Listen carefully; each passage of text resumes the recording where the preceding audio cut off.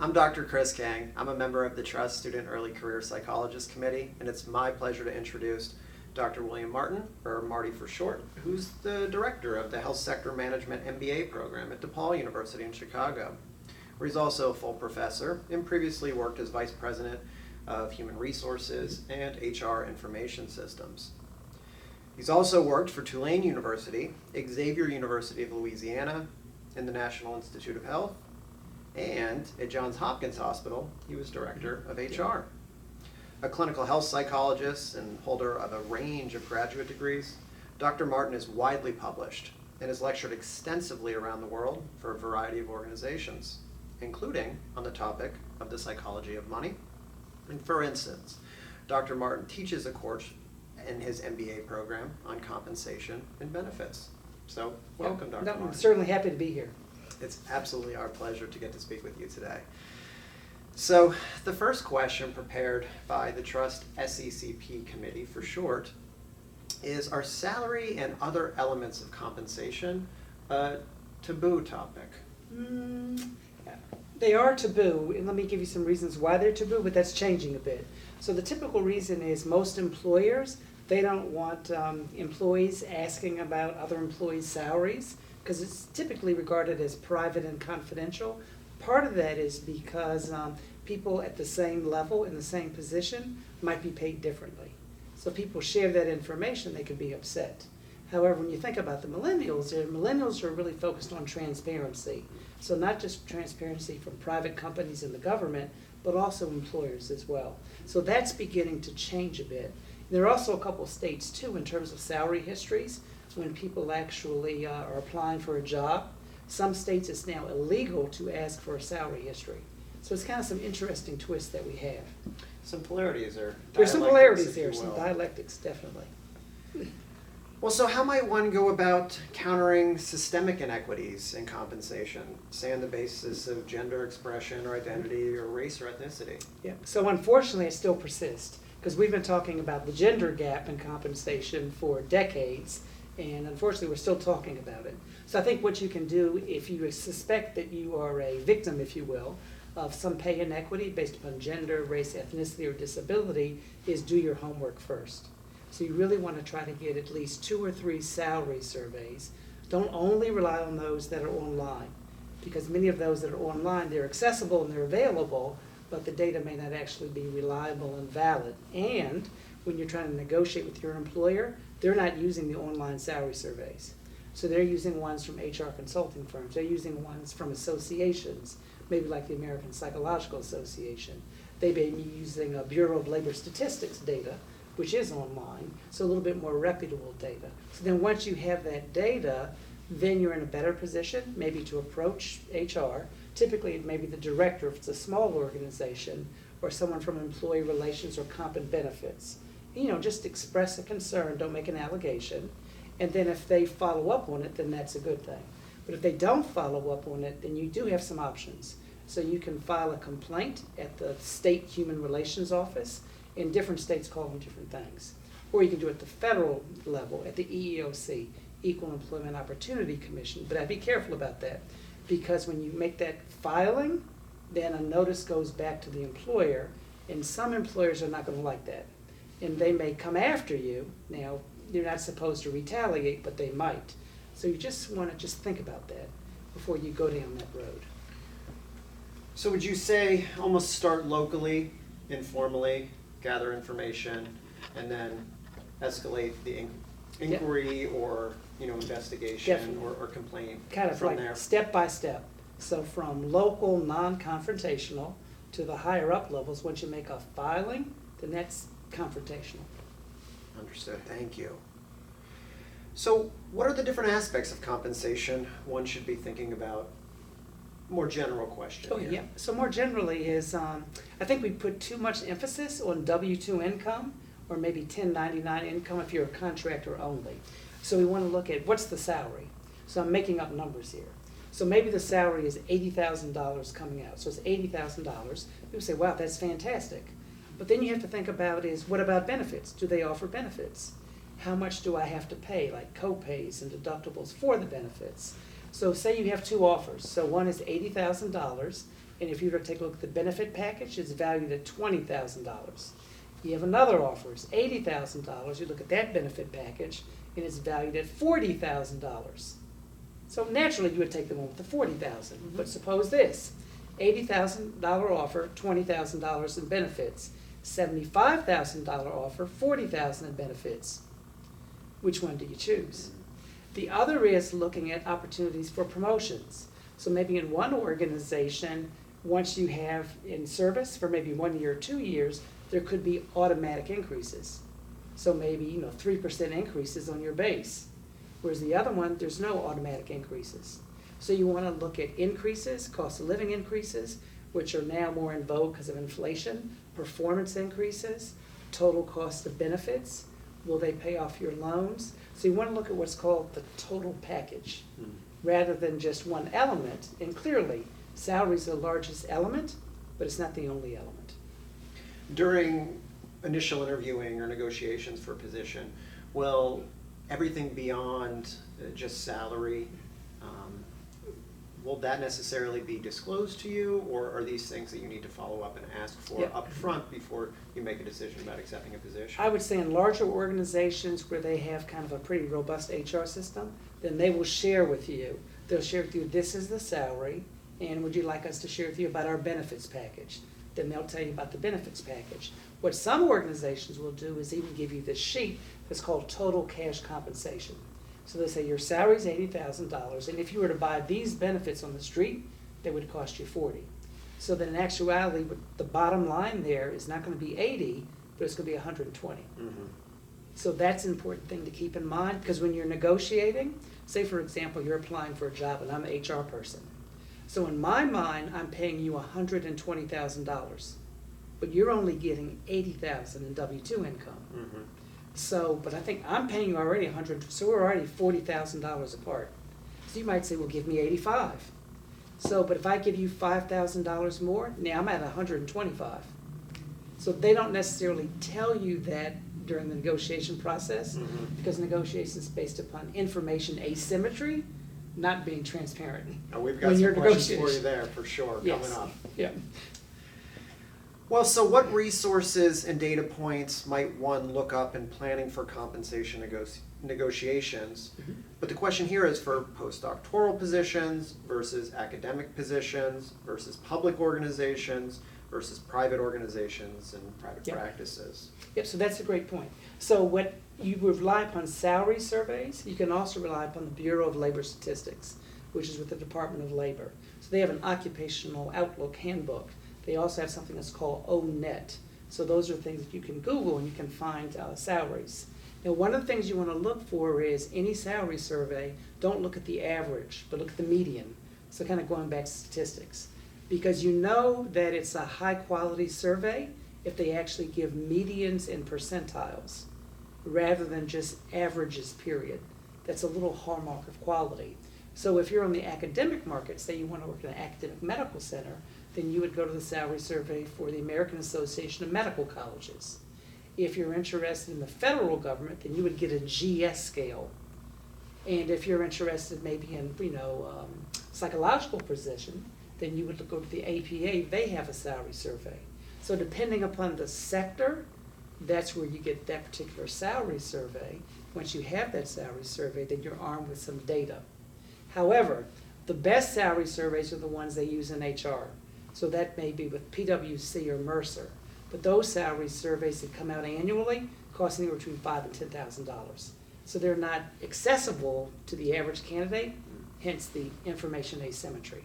So if you can't get access to that, then get access to others. Or, and I jokingly say this, but somewhat serious, find somebody in HR or that you like or they like you, or maybe you have some colleagues in IO, they may be able to help you out with one of those salary surveys that HR people tend to keep by themselves. Those rapport building skills that we've got, I guess, social a good capital. place to use them. Right. All right, so next up is, are there different negotiation strategies you'd recommend for different types of positions and employers in the field?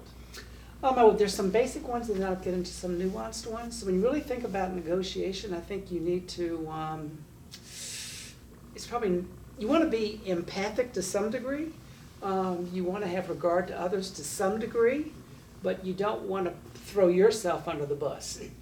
Yep, so you really do have to be a little bit more assertive and stand up for yourself and maybe push a little bit. So that's just getting kind of emotionally prepared and grounded, and also be prepared that it may be a little bit confrontational, it may be a little bit uncomfortable. So I think that those are some pieces to keep in mind when you're actually negotiating. But you also want to be armed with the data, and it goes back to the point that I just said.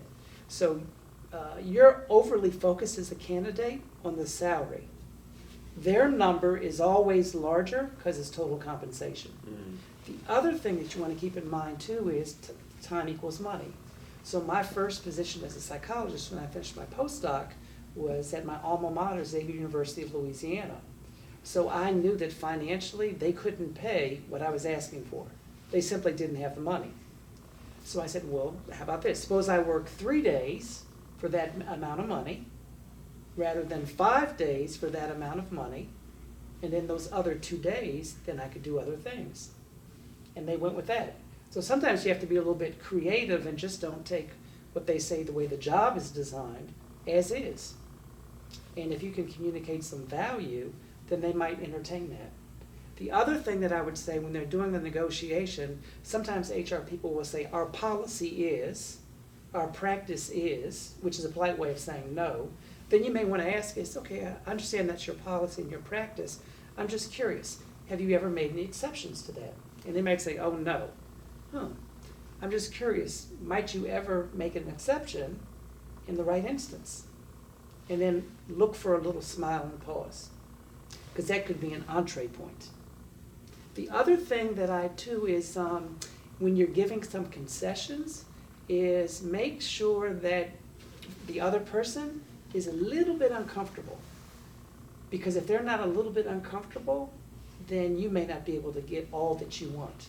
And I think for your first position coming out of a postdoc, your first position is critical, because that really sets the stage in terms of your baseline salary. And if you have to do salary histories, then that could really decrease what you get in the future. So lots of things to consider. Lots of things to consider. Empathy, assertiveness. But not too empathy. True, Yep. of course, right? Locality, time, Yes. exceptions, Yes. creativity, starting and thinking longitudinally, like how's this going to impact me in the future, this rate Definitely. that I'm starting at? Precisely. Thank you. And that longitudinal perspective is key. The other thing I want to talk about from gender as well. So in general, so not exclusively, in general, women tend not to ask for as much as men. Men tend to ask for more. And there was a study done at Georgetown University, and they said for professional women, not just psychologists, that when they look at their career trajectory, they leave $1 million on the table. $1 million on the table because they didn't ask for enough at the beginning. Now that is a result of some systemic issues, but nevertheless it was $1 million. Yeah. Considering all the factors you have to keep in mind, I think this next question is fitting. Are there any don'ts in terms of questions, comments, or just other strategies to avoid a negotiation? Yeah, a couple don'ts are, first is don't undervalue yourself and don't undersell yourself. Because I think in a lot of cases people may do that for a variety of reasons, but don't do that. I think another don't too is manage your emotions. Because you may be feeling some frustration, you might get angry, and that's okay, but you want to make sure that you don't demonstrate it as if you are angry.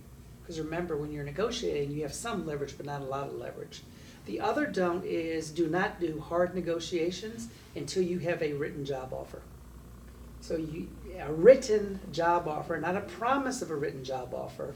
And even watch out for emails, because the email might say is, we loved our first interview with you, we're considering you in terms of moving you forward, and an offer will be forthcoming. That's not an offer. So you actually want the written offer. So that's another don't. The other don't is don't go in not being prepared. So there's a couple of websites you may want to take a look at. Glassdoor. So those are more reputational websites, but they do have some salary data. If you also look at things like monster.com and Indeed, they may have a little bit of salary data and some complaints. That's qualitative data. I wouldn't draw conclusions, but you'd have some hypotheses about that. And I think you need to be prepared, so maybe you have some notes in front of you.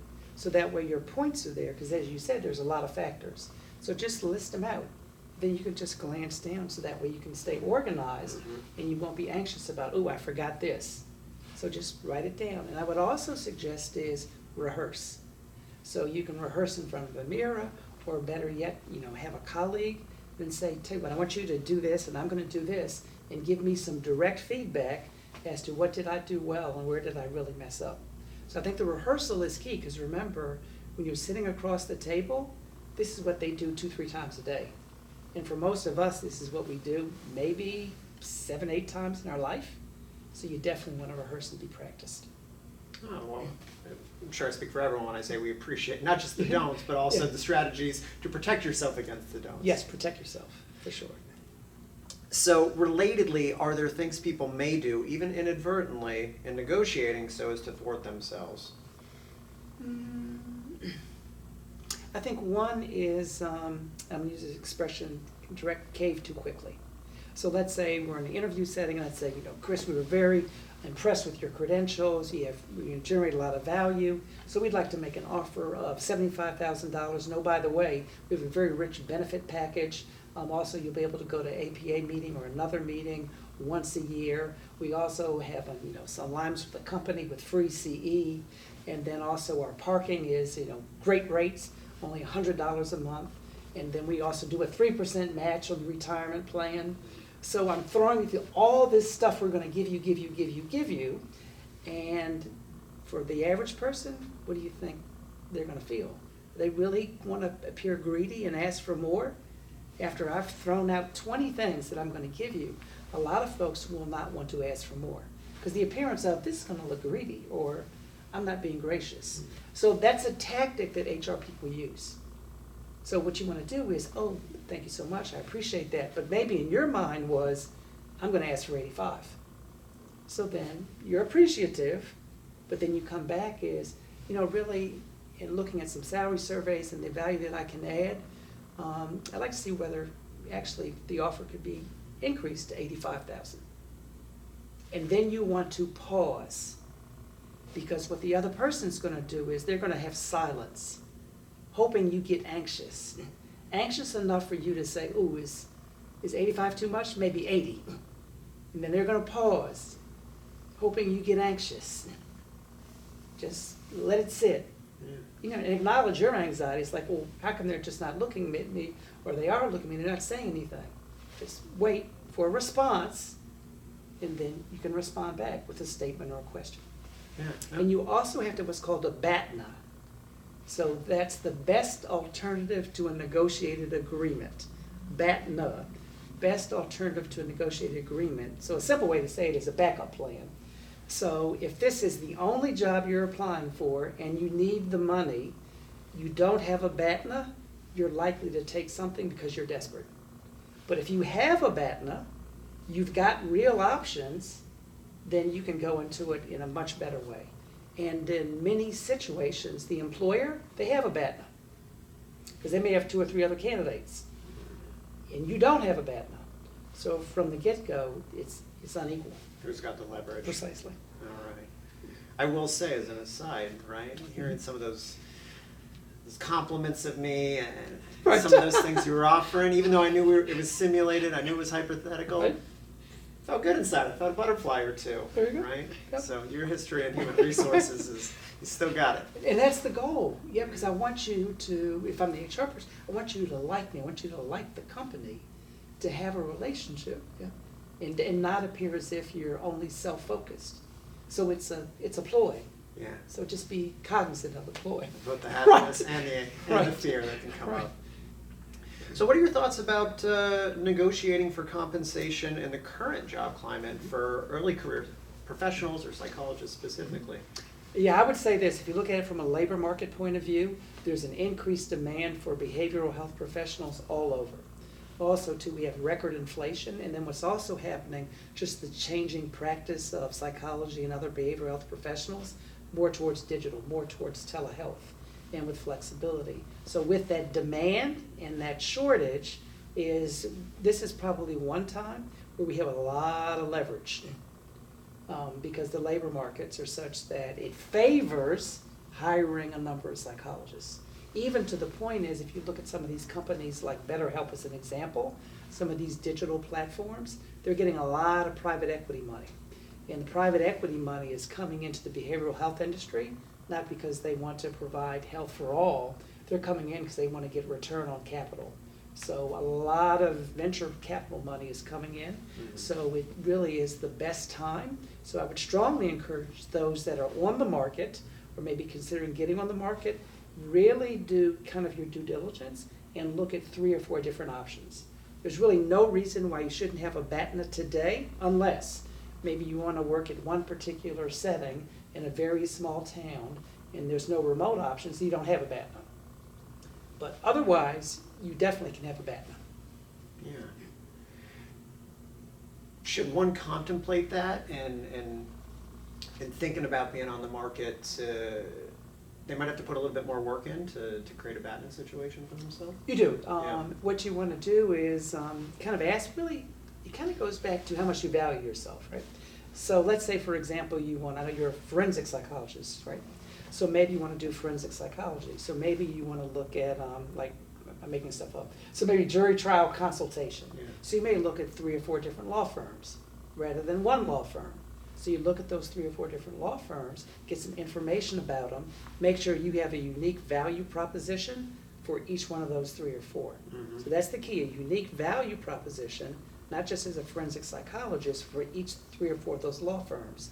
So when you do that research, and you also find out is, what's their salary if I can find it out? What's their benefit structure if I can find it out? And as an early career psychologist, how much will they develop me? The development is key early on in your career. Will there be training? Will there be coaching? Will there be mentoring? Will they expose you to cases so you can grow and develop? Now, that's not more important than money, but it's critically important, because as you grow and develop and expand your knowledge, skills, and abilities, that can be monetized later. So it goes back to what you said about that long-term investment. Mm-hmm. So I think those are some ways to get a BATNA using forensic psychology as an example, but there could be other examples as well. Making sense. Almost a more thoughtful way of conceptualizing an alternative offer. It is. As it people is. tend to say. Yes, yes. And what some people do is, if you actually have 2 offers, because I hate to say it, but some people actually don't have 2 offers. So they have a real offer and they have the lying offer, hoping that they can get some leverage. So you definitely should not do that. But if you have 2 offers, then I would encourage you to sit down and look more than just the W-2 income. Yeah. So what is it about it, not just from a comp point of view, not just from a benefits point of view, but if you're an early career psychologist, career development, professional development, exposure maybe to certain cases, because that's going to make you better and stronger and more effective as a psychologist today, plus it can also help you in terms of monetizing that into the future. Got it, thank you. We've touched on this kind of here and there, but to ask you more directly, what should you keep in mind about the person, with whom you're negotiating, the person across the table, so to speak? So for instance, about the nature of the employer and differential access to information that you've touched on. Yep, so let's look at it human to human. So I remember from social psychology about the homophily and similar to me effect. So what you want to do is look for any similarities. So let's say, for example, that you're the HR person, I'm the candidate.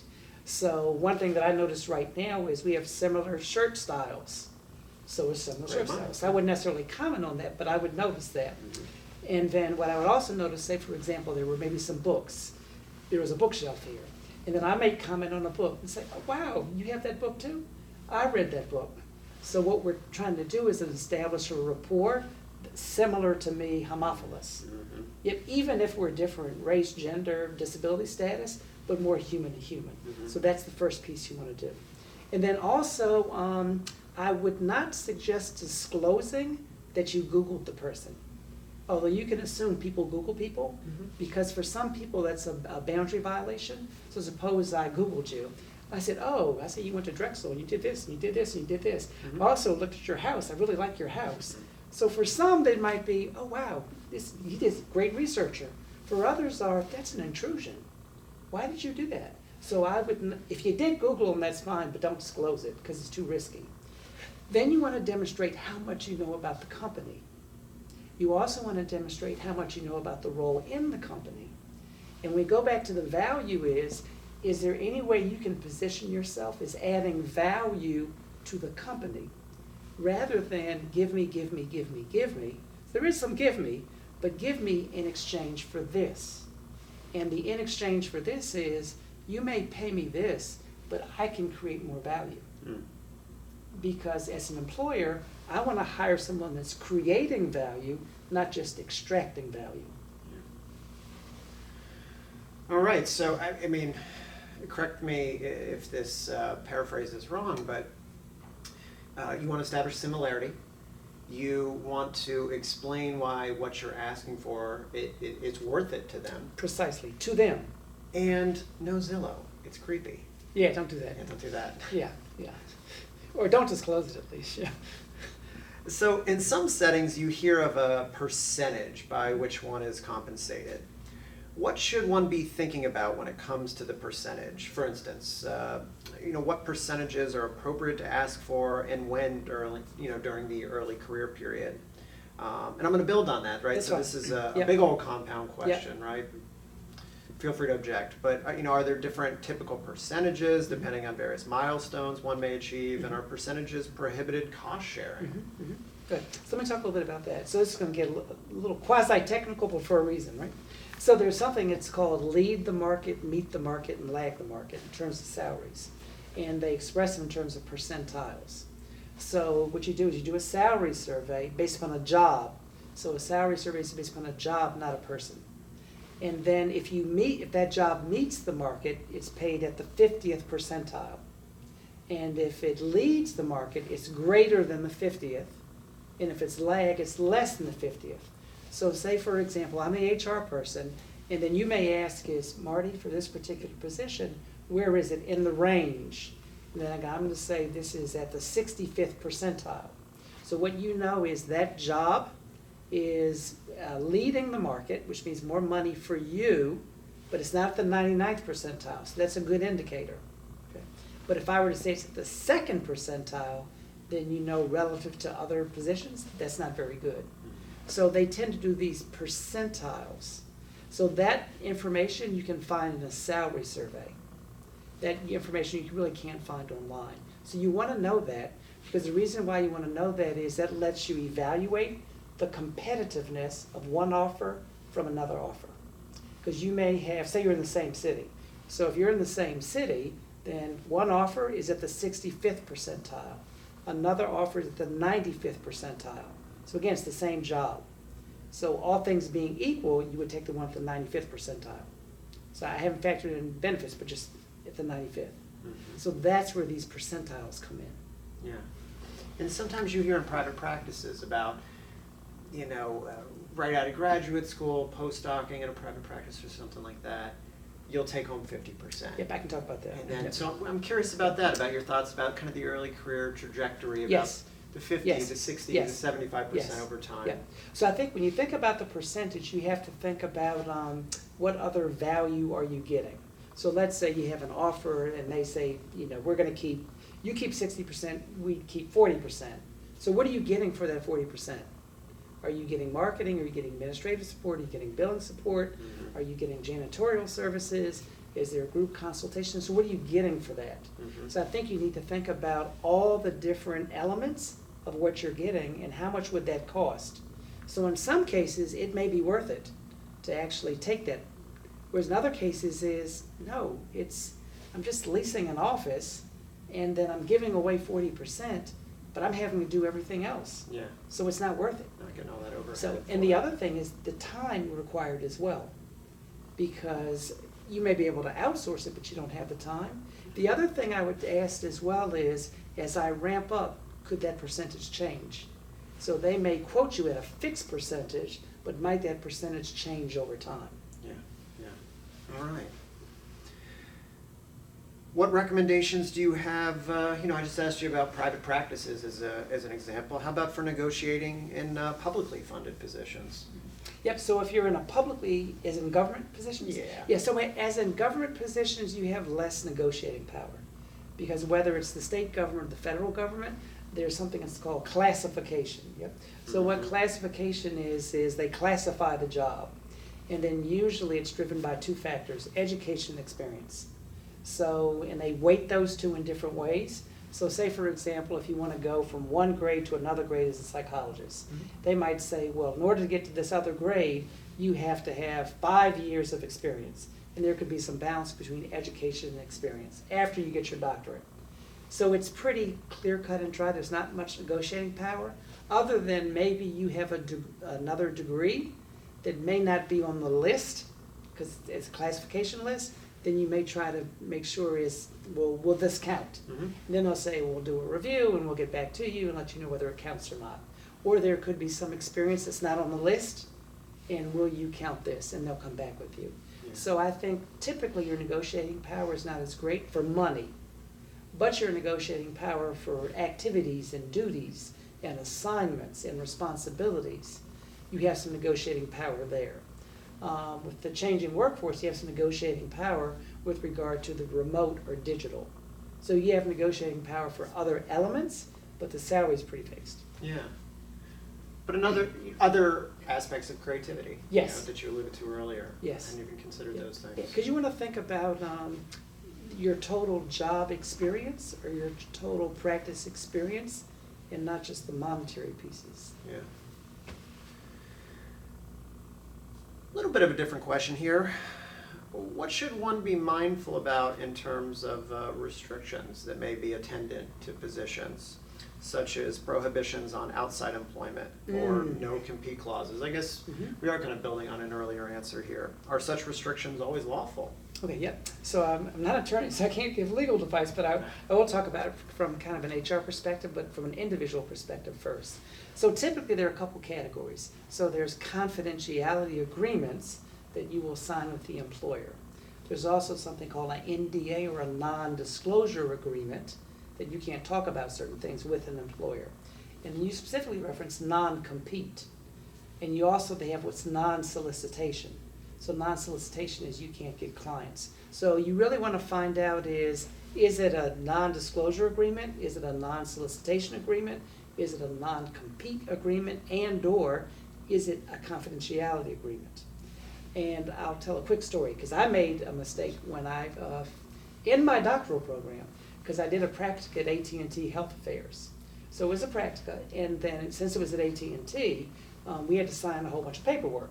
So I was probably, I don't know, like 25, 26 at the time. So I was just excited to be working for AT&T Health Affairs. I just signed anything. And even if I had read it, I couldn't understand it. So I signed all the stuff. So we developed an instrument that later AT&T sold. So a good friend of mine, I'm not going to mention his name because he may have his name mentioned. So we helped co-develop it. So then we thought we would get some royalties. So then we went to our psychologist, our supervisor, I can say his name, Manuel London, and said, hey, this is great, we want to celebrate. It's like, where's the money? And he just kind of smiled and he said, don't you remember all these documents you signed?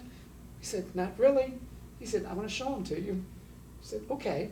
So that was a painful lesson, is read the information. The other thing is, a lot of times the information is written in a fashion that the average person can't understand it.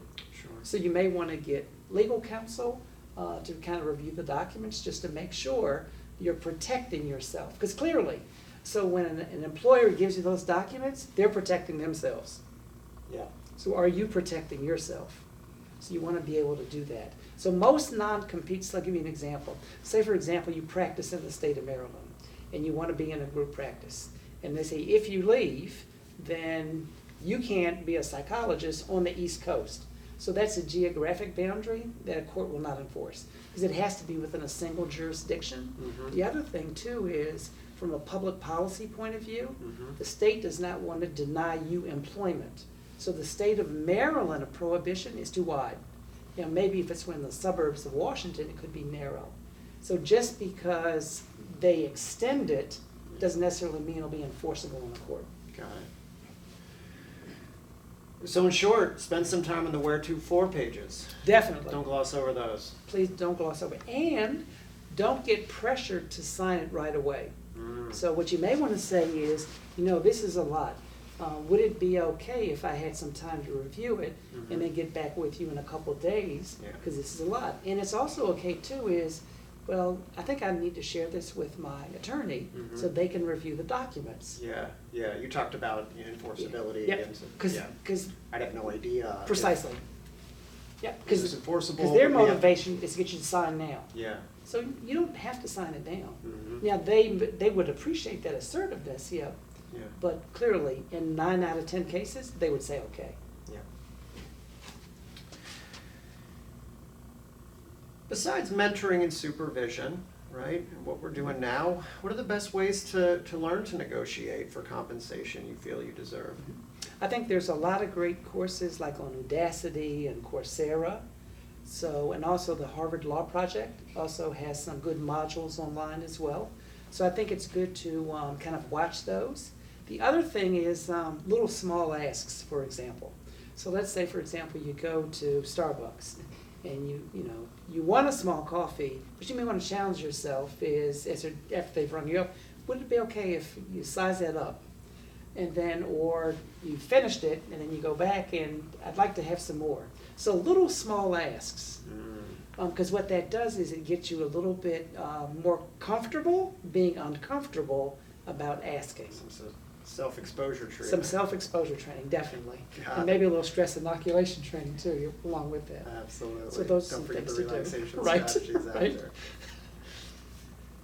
So a little bit more about compensation here. After accepting a position, right? At what point can your role and responsibilities be revisited or renegotiated? We touched on this earlier when we were talking about, percentage in a private practice or something of take home.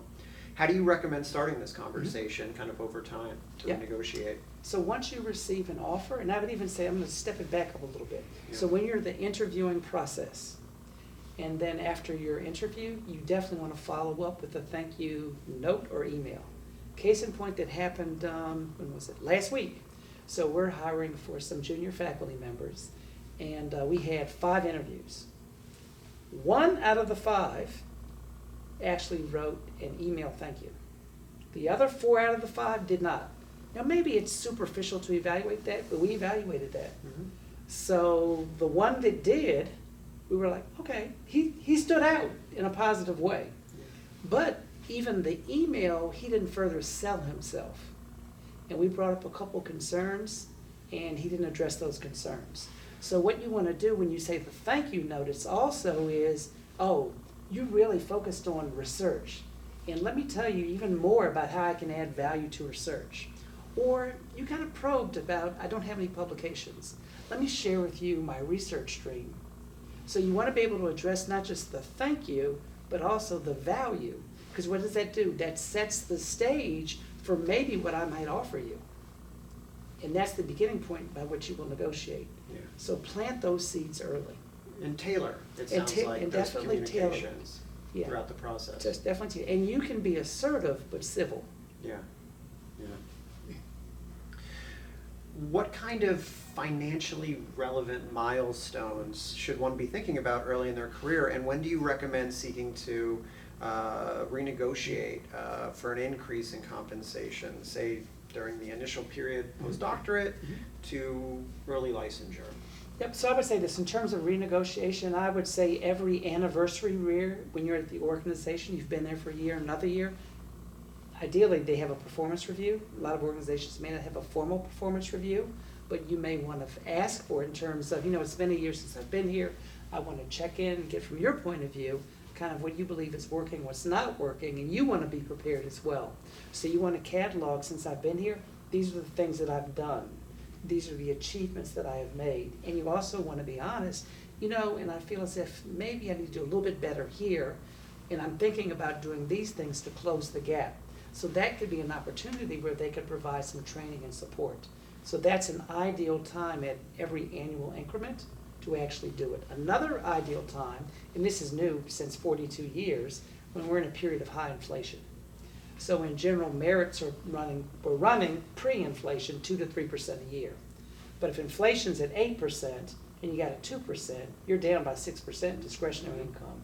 So typically what employers will do is they'll do a structural increase, but that's another time, if there's high inflation, to talk about the renegotiate. Or maybe you got, ABEP, or maybe you got another degree, or maybe you got some award. So there could be some special events that happen to you that's a time to renegotiate. Or maybe you were able to bring in 3 or 4 other psychologists that they were looking for the labor shortage. Now they can see more patients and there's more revenue. So those are other things to look that are not on a calendar basis, but attached to value. Yeah.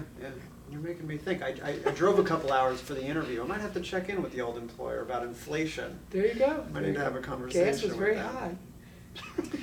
So what might, we'll say, renegotiation look like? Maybe, relative to the initial interview negotiations. And what are the best strategies for negotiating? I guess just asking a little bit more detail here. Mm-hmm. Yep, for renegotiating in terms of salaries? Yeah, like when we go during these, say we're going to bring up the conversation during a performance review period or times of inflation, et cetera. Yep. What are some, are there different strategies relative to the, initial hiring negotiations? Yeah, there are definitely different strategies, because what you have when you're actually there, you have a record of performance. So if you have a good record of performance, you have demonstrated that you can actually deliver. When I'm hiring you, you haven't demonstrated anything. You've demonstrated something for somebody else, but not for me. So clearly, your record can advance that. The other thing is, well, if you are genuinely feeling as if you're underpaid, genuinely, and you feel you have a pretty good trusting relationship with your manager, then you can bring that up. And you can bring that up in an honest way is, I would love to stay here. I love what I do. I love the patients that I work with. But I'm just feeling a little sense of regret because it feels as if I'm underpaid based upon how I've contributed. And also, too, as I've looked at some salary surveys, and I'm still at the 57th percentile, and really thinking about that 65th percentile could be better. But what some people do, and I'm not advising this, is they stay on the job market so they can get job offers. They're not necessarily interested in getting that job. Mm-hmm. So that way they get the written job offer, then they come back to their manager and say, hey, this practice over here, they're going to pay me $20,000 more. You want to keep me? Mm-hmm. And they say, well, we can't pay you $20,000 more. Can you pay me 10? They do 10. Okay, so how many times will an employer tolerate that? Maybe once. Yeah. But if you keep coming back every 3 years, offer, eventually the employer could call your bluff. Mm-hmm. And they could say, we've done this twice. Do you really want to go to another company? Yeah, I'm really considering it. Let me help you pack your bags. Yeah. So be careful about that. Yeah, I'm thinking of what we were talking about earlier, right? About kind of, think a little bit deeper about the alternative offer concept to make sure it is the best alternative. Yes. Or a real alternative. A real alternative. Now, it is real because you actually have a written job offer, but it's not real for you because you have no interest in working them. Mm-hmm. All you're trying to do is get more money out of your current employer.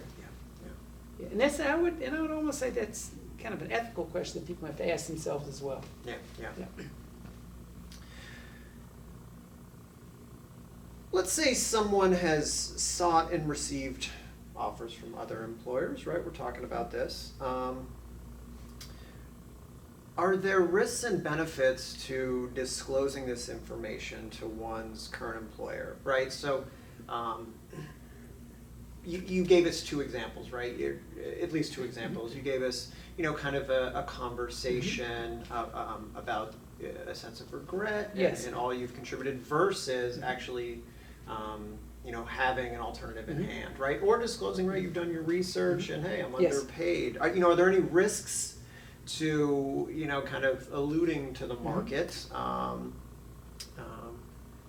We've kind of touched on, benefits, of course, already, so we'll kind of focus on risks in this question. And then, is there a strategy you'd recommend to remain in your current position and obtain the same or similar compensation you're offered Yeah. elsewhere. So just kind of Yeah. building on the last question Yes. for a little bit Yeah. more Okay. specific Yeah. recommendations. So let's go with the risks.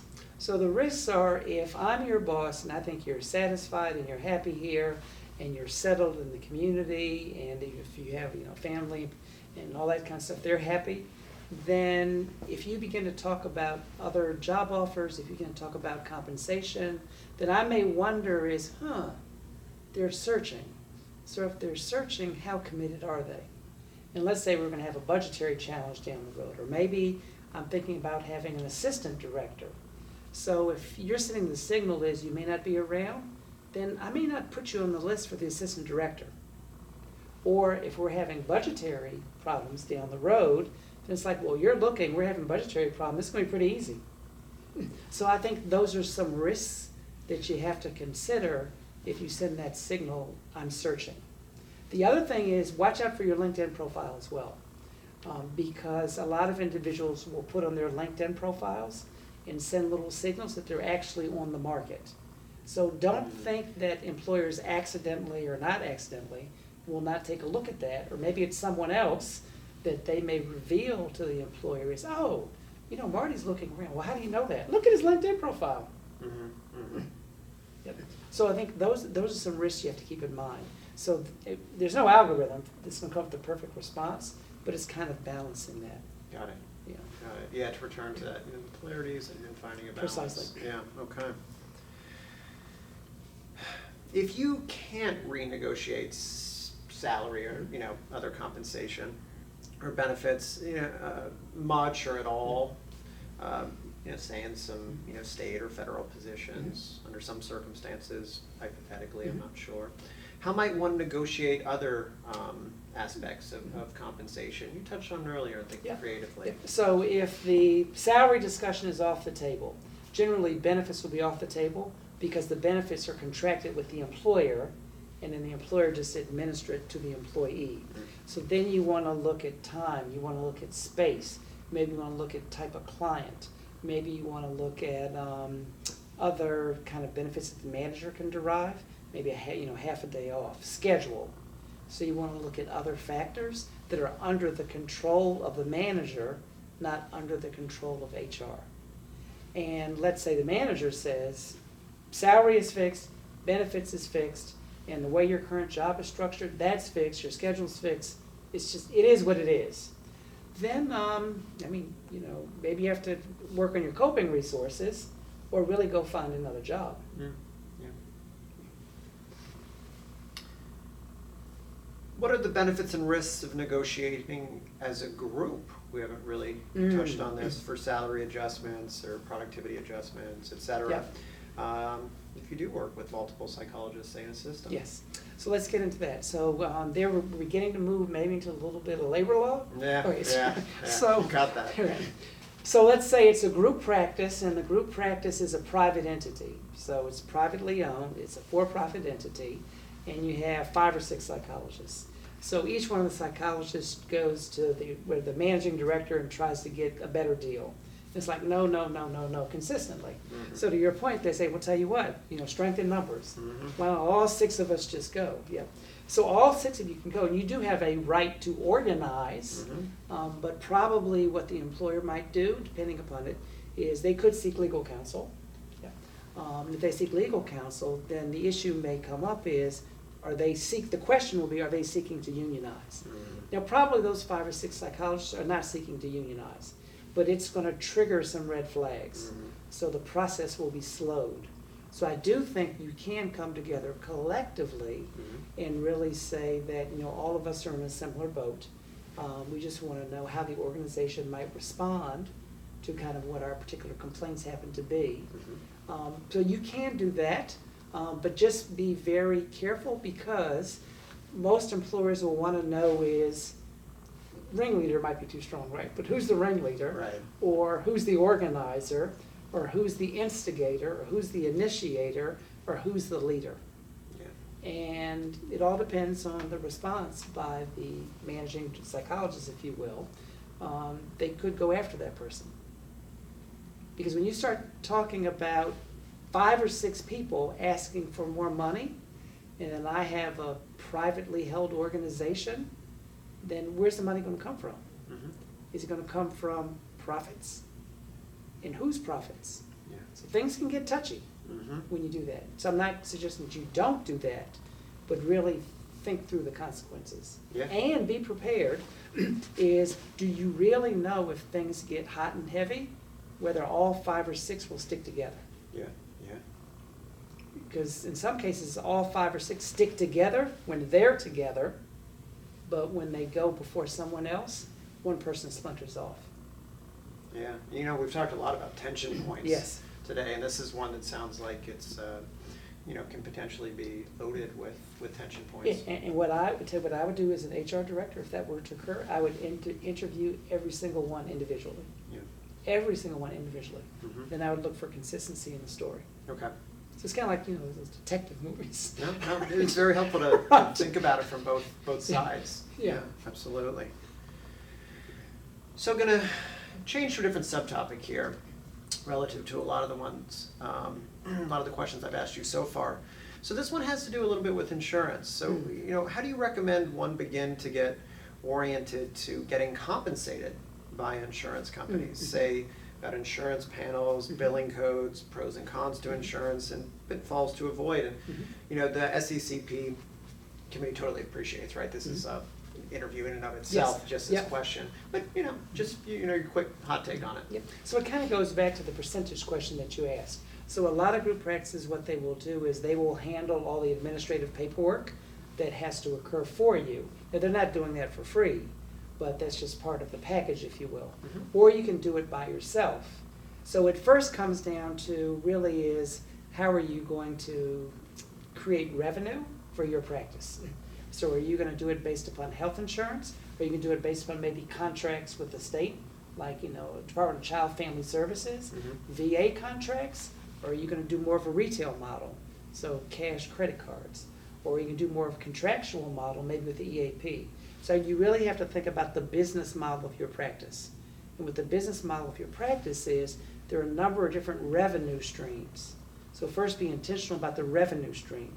And if you decide, I am going to try to seek insurance as a revenue stream, then that's when you have to go through a pretty high administrative burden. That's also when you have to go through collections and charges.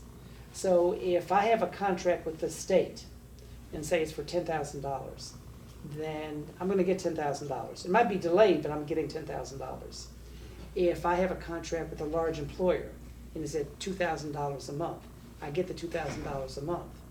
But for insurance, I may bill out at $2,000, but in terms of what actually hits, it could be $1,800. Yeah. And the other piece of it is how much time are you spending to actually collect what you billed for? So that's where you have to think about in terms of health insurance. The other piece too is if there's pre-authorization, authorization, and what's the amount of autonomy by which you can practice. So in a lot of cases, they restrict some autonomy. They would perhaps phrase it in a different way.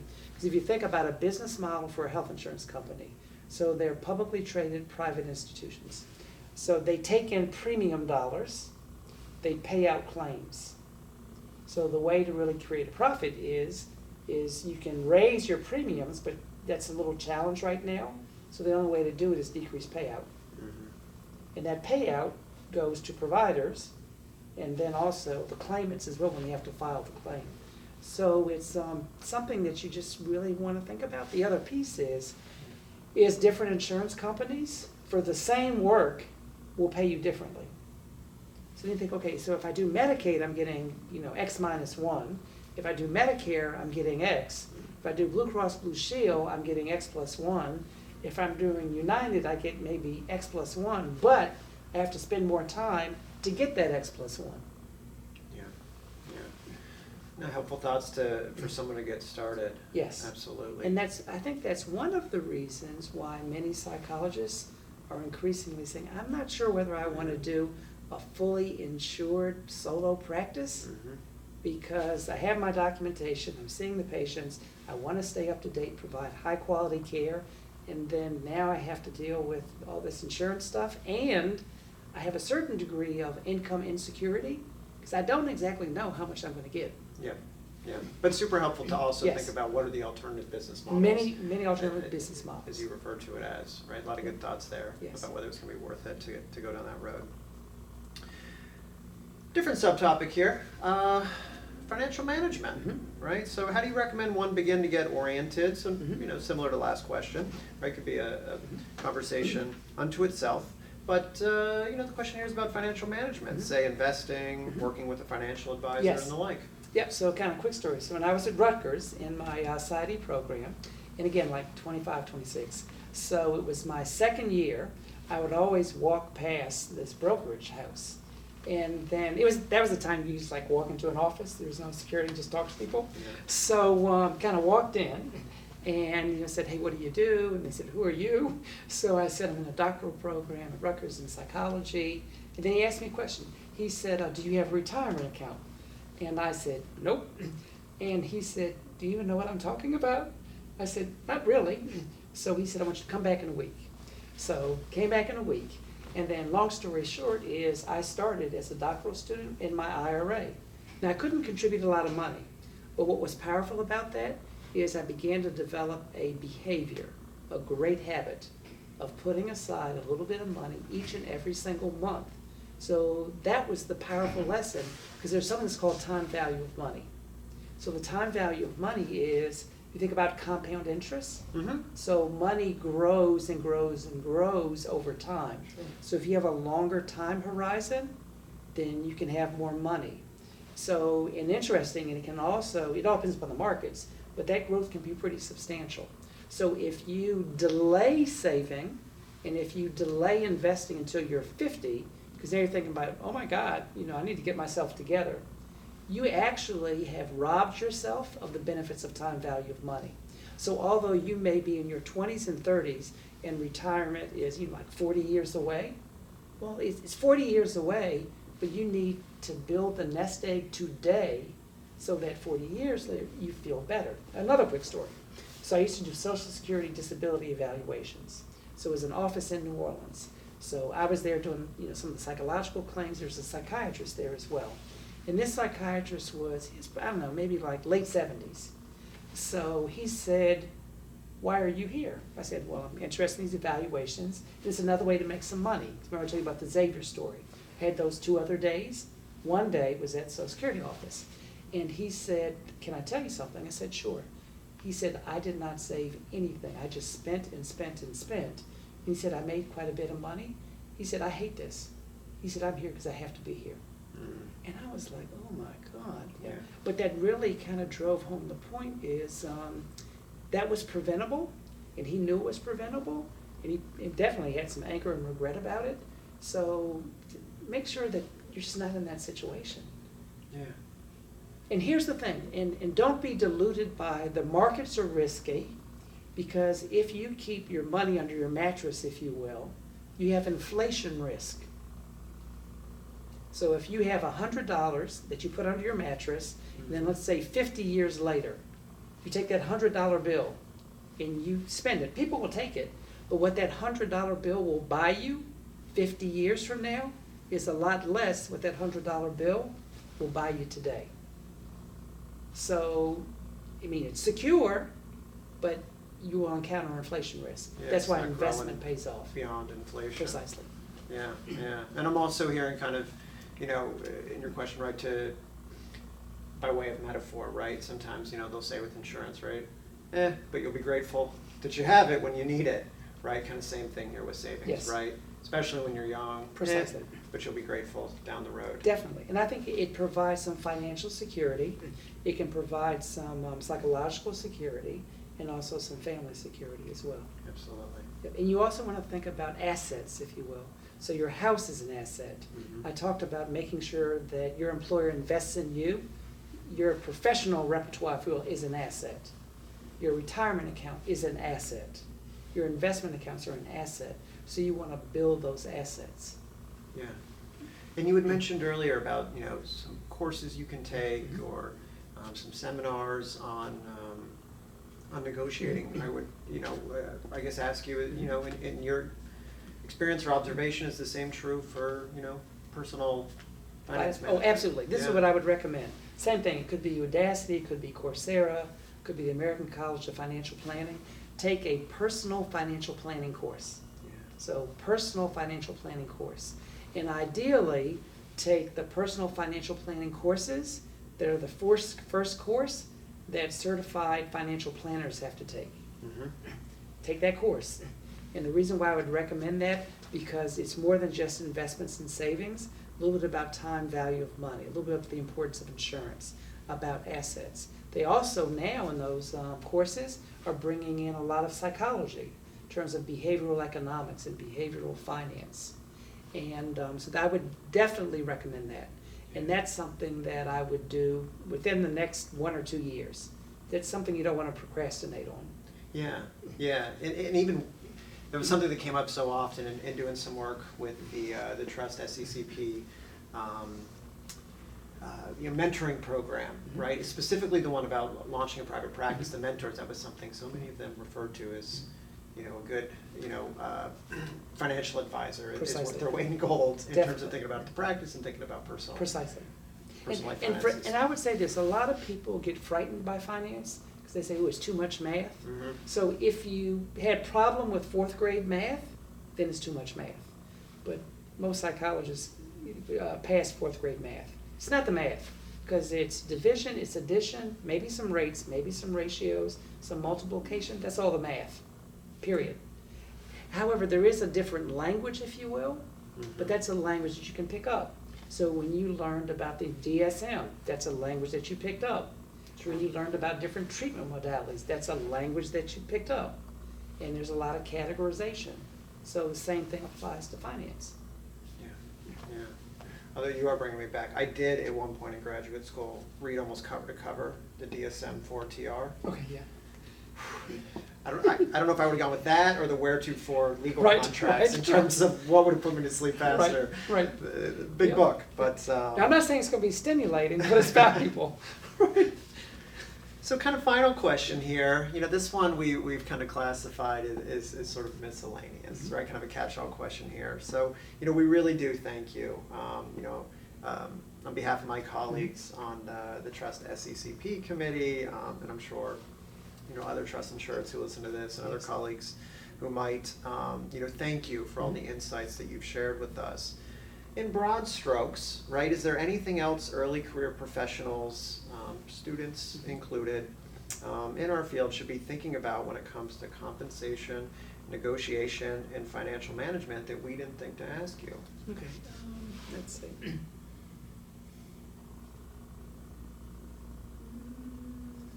I guess you've kind of asked it indirectly. I think this, when it comes to compensation and benefits and insurance, I think this is where it's okay to put yourself first. Because I think in a lot of cases as psychologists and just as people, sometimes we don't put ourselves first. And it's not meaning that you have to have disregard for others. The two can be true. But put yourself first and also think beyond the here and now. Because a lot of this, when you pick up on it, is about the long term as well. So, because really what you're trying to do is position yourself very well today, so that way you don't have any regret today. And you can focus on your work today, as well as setting yourself up for success tomorrow. Clearly, I would do that. The other thing that I would add as well is relationships. So if you have a mate or if you have a partner, as much as possible, if you can be on the same page with regard to money and finance and spending and saving, all the better. So those may be conversations and dialogues that on the surface might be uncomfortable, but you want to talk about. So I had a good friend of mine in Philadelphia.